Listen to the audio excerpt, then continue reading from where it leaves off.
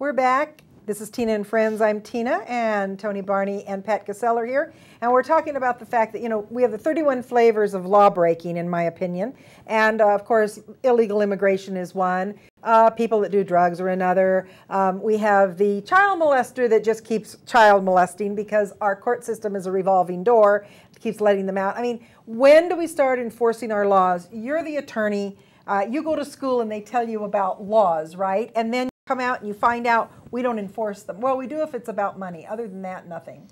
Well, and a lot of times it's not even enforced over money. It has to be big money for many times people to stand up and take notice. And Tina, you hit on a good point. The problem that we have is that, in prior years and many years ago, if you committed certain crimes, you were going to be punished. And part of that is that when you were punished, there was a deterrent effect on others who saw your punishment. And so recidivism went down as a result of the fact that they knew the government would or the courts would enforce the law.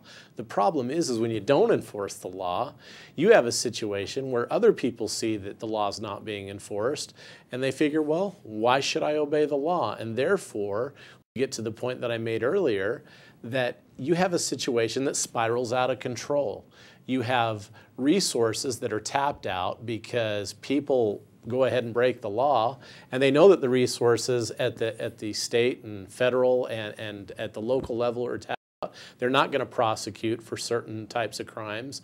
And what's the incentive to not commit the crime or to drift into that area where you might be committing the crime? Well, it's cultural Marxism, marching this long march through our society and just doing this over and over to where we have activist judges that just do not enforce our laws for year after year after year until we're here where we are today.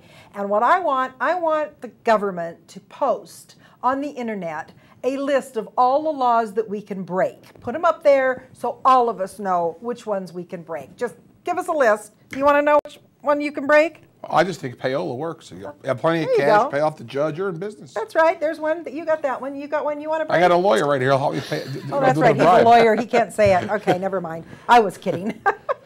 No, I'm serious. If we just keep going down this road that we're going, if we do not enforce on ourselves the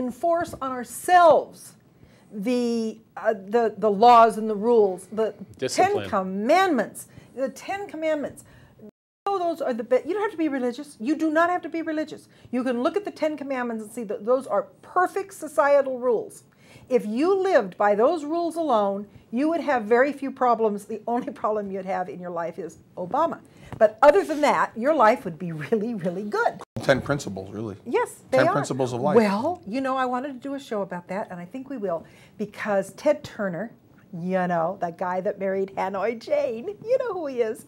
He's come out with the fact that we don't need the 10 Commandments, that we need 10 sort of rules that we might like, because nowadays no one wants to be commanded, he said. We should do a show about that, don't you think? We should talk about it. Well, the problem that you get into is you try to sever off certain areas of theology that you don't like, is that our common law system that we have in the United States is based on many of the Judeo-Christian principles.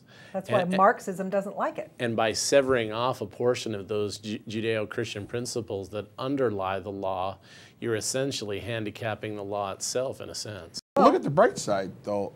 With the way the rules are working now, I could go out and have sex with numerous amounts of women, and if my wife gets upset, I'll just say I'm going to go to a sex counselor, and it'll be forgiven. There you go. There you go. Has nothing to do with looking at your neighbor's wife or whatever. Did you hear the latest, though, about Nike?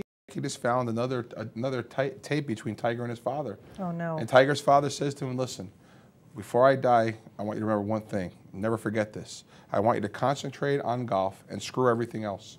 And he did. He did. Okay. That was a good one. You got to admit.